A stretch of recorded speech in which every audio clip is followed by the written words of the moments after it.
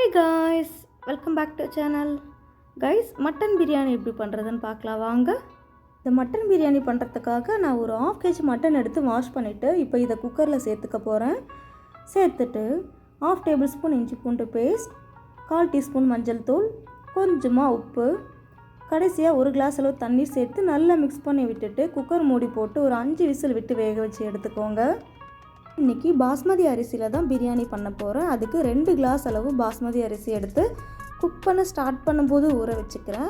So basmati அரிசின்றதுனால cook பண்ண start பண்ணும்போது ஊற வச்சா போதும். இன்கேஸ் நீங்கள் சீரக சம்பா இல்லை நார்மல் அரிசி எடுக்கிறீங்கன்னா கொஞ்சம் நேரத்துக்கு முன்னாடியே எடுத்து ஊற வச்சுக்கோங்க. அடுத்ததாக ஒரு பாத்திரத்தில் கொஞ்சம் அதிகமாகவே எண்ணெய் சேர்த்து நல்லா சூடு பண்ணிக்கோங்க. எண்ணெய் நல்லா சூடானதும் 2 பட்டை, 3 கிராம்பு, 2 ஏலக்காய், 3 பே லீவ் சேர்த்துக்கோங்க.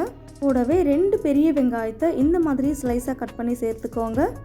பிறகு 2 பச்சை மிளகாய், கொஞ்சமாக உப்பு சேர்த்து நல்லா பொன்னிறமாக வர வரைக்கும் வதக்கிட்டே இருங்க.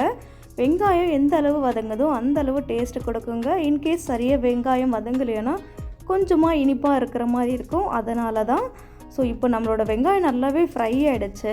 அடுத்ததாக ஒரு 1/4 கைப்பிடி அளவு புதினாவும் கொத்தமல்லியும் சேர்த்து இதையுமே நல்லா வதக்கி விடுங்க. பாருங்கள், நம்மளோட வெங்காயம், புதினா, கொத்தமல்லி எல்லாமே நல்லா வதங்கிடுச்சு. இந்த ஸ்டேஜில் 1 டேபிள்ஸ்பூன் இஞ்சி பூண்டு பேஸ்ட்டு சேர்த்து இந்த இஞ்சி பூண்டோட பச்சை மணம் மாற வரைக்கும் நல்லா மிக்ஸ் பண்ணி விடுங்க. இப்போது இஞ்சி பூண்டோட பச்சை மணம் மாறினதும் 1 tablespoon red chilli powder, 3/4 tablespoon biryani masala, 1/2 tablespoon mutton masala சேர்த்து இந்த மாதிரி எண்ணெயில் வதக்கும் போது நல்ல கலர் கொடுக்கும். ஸோ தட் அடிஷ்னலாக ஃபுட் கலர் எதுவும் சேர்க்க தேவையில்லை. அடுத்ததான் ஸ்லைஸாக கட் பண்ணின 2 பெரிய தக்காளி, கூடவே 2 டேபிள்ஸ்பூன் தயிரையும் சேர்த்து நல்லா மிக்ஸ் பண்ணி விடுங்க. தக்காளி நல்லா மேஷ் ஆகி எண்ணெய் பிரிஞ்சு வர வரைக்கும் நம்ம வதக்கிட்டே இருக்கணும். பாருங்கள், நம்மளோட தக்காளி நல்லா மேஷ் ஆகி எண்ணெய் நல்லா பிரிஞ்சு வந்திருக்கு. இந்த ஸ்டேஜில் நம்ம 5 விசில் விட்டு குக் பண்ணி வச்சுருக்க மட்டன் பீஸுகளை மட்டும் இதில் சேர்த்து நல்லா மிக்ஸ் பண்ணி விடுங்க. பாருங்கள், மட்டன் மசாலா கூட நல்லா மிக்ஸ் ஆகிடுச்சு. அடுத்ததாக நம்ம தண்ணி சேர்க்க போகிறோம். 1 கிளாஸ் பாஸ்மதி அரிசிக்கு 1/2 கிளாஸ் தண்ணி சேர்த்துக்கோங்க. இன்கேஸ் நீங்கள் நார்மல் அரிசி இல்லை சீரக சம்பா அரிசி எடுக்கிறதா இருந்தால் 1 கிளாஸ் அரிசிக்கு 2 கிளாஸ் தண்ணி சேர்த்துக்கோங்க.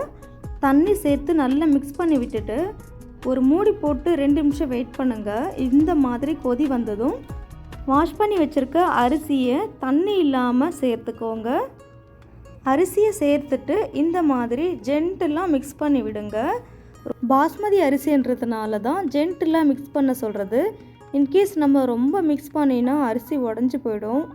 அடுத்ததாக உப்பு இருக்கான்னு செக் பண்ணிவிட்டு இப்போவே சேர்த்துக்கோங்க.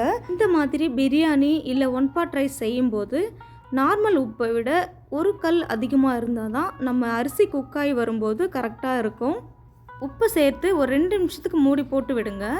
இப்போ பாருங்கள், நம்மளோட அரிசியும் தண்ணியும் ஈவனாக வந்திருக்கு. இந்த ஸ்டேஜில் நம்ம தம் போட போகிறோம். தம் போடுறதுக்காக முதல்ல அடுப்பை சிம்மில் வச்சுட்டு பிறகு இதுக்கு மேலே ஏதாச்சும் ஒரு வெயிட்டை தூக்கி வைங்க. நான் ஒரு பாத்திரத்தில் தண்ணி தாங்க வச்சுருக்கேன். இதை ஒரு 15 மினிட்ஸ்க்கு நம்ம எதுவும் டிஸ்டர்ப் பண்ணாமல் இப்படியே தம்மிலே இருக்கட்டுங்க. ஒரு 15 மினிட்ஸ் கழித்து நம்ம தம் எடுத்துகிட்டு பிரியாணி எப்படி இருக்குன்னு பார்க்கலாம் வாங்க. பாருங்கள், நம்மளோட பிரியாணி சூப்பராகவே ரெடி ஆகிடுச்சு. அரிசி நல்ல உதிரியாக இருக்குது. அண்டு நம்ம மட்டனுமே நல்ல சாஃப்டாக வெந்திருக்குங்க.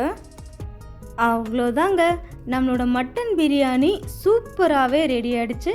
கண்டிப்பாக இதே மாதிரி உங்கள் வீட்டில் ட்ரை பண்ணி பார்த்துட்டு எப்படி இருக்குன்னு சொல்லுங்கள். அண்ட் இந்த வீடியோ உங்களுக்கு பிடிச்சிருந்தா லைக், ஷேர், கமெண்ட் அண்ட் மறக்காமல் சப்ஸ்கிரைப் பண்ணுங்கள். தேங்க்யூ ஃபார் வாட்சிங்.